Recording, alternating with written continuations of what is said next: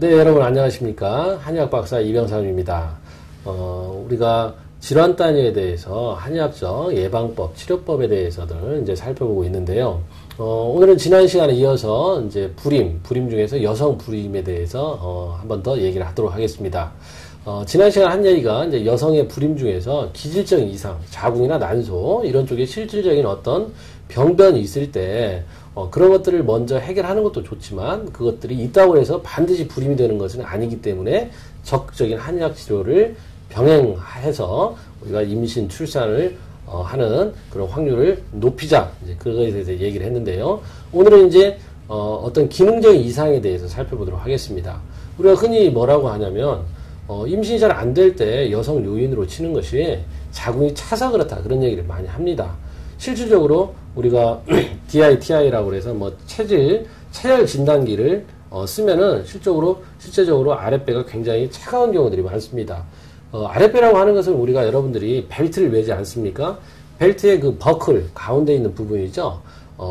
그 부분이 자궁이 있습니다. 그래서 그 좌우로 또 난소가 있죠. 그래서 우리가 여성분들은 무조건 그 벨트 라인이 따뜻해져야 됩니다. 우리가 언 땅에 씨앗을 뿌릴 수 있겠습니까? 언 땅에 씨앗을 뿌려봤자 씨앗이 다 얼어 죽어 버립니다. 그래서 우리가 자궁이 따뜻해져야 그 안에서 온도나 습도가 적당해져야 씨앗을 틔울 수가 있다라고 하는 것입니다. 그렇기 때문에 기능적으로, 그러니까 자궁이나 난소에 어떤 초음파랄지 뭐 CT, MRI 이런 걸 통해서 이상이 없다고 해도 임신이 안 되는 그런 경우는 되게 그렇게 차서 생기는 경우가 많다라고 하는 겁니다. 그 다음에 우리가 너무나 몸이 말라서 생리가 잘 안 되는 사람이 있습니다. 되게 이제 뭐 체중을 과하게 너무 뺐다거나 아니면 비위에 소화흡수하는 기능이 약하다거나 이런 사람들은 혈액이 적습니다. 그럼 너무나 마르기 때문에 자궁도 메마르고 건조하다고 생각할 수 있습니다. 그럼 우리가 사막에서 마찬가지로 우리가 풀이나 나무들이 자랄 수 없는 거나 똑같습니다. 그런 사람들은 또 손발이 찹니다. 그렇죠? 그래서 우리가 손발이 차다, 아랫배가 차다 하는 경우에도 두 가지 경우를 다 생각을 해봐야 됩니다. 그래서 비위가 차서 소화흡수가 안 되는 경우, 이런 경우도 있지만 우리가 예를 들어서 보일러를 떼는데 도시가스가 아무리 펑펑 들어와도 난방을 해줄 수 없는 상태가 있습니다. 그런 경우는 오히려 뭐 불을 대주는 게 아니고 물을 넣어주면 내가 가지고 있는 열에 의해서 자발적으로 순환이 되면서 몸이 따뜻해지는 것입니다. 그래서 이제 체질적으로 보면 그것이 소음이다, 소양이다 이렇게 나눠지는데, 그러니까 우리가 뭐냐면 몸이 차다고 해서 다 소음인이고 인삼이나 홍삼 이런 열이 있는 약재를 써야 되는 것은 꼭 아닙니다.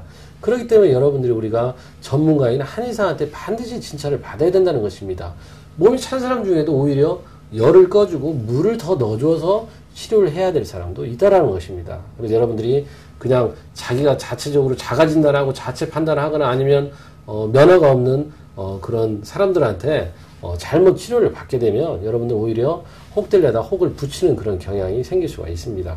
그래서 우리가 불임 중에서 어떤 기질적으로 자궁이나 난소에 이상이 없는 것들 없지만 불임이 된다 이런 것은 기능적으로 문제가 되기 때문에 이런 기능적인 질환에 대해서는 특히 또 한의학이 장점이 있기 때문에 여러분들이 꼭 가까운 한의원에서 상담을 받아보시기 바랍니다. 감사합니다.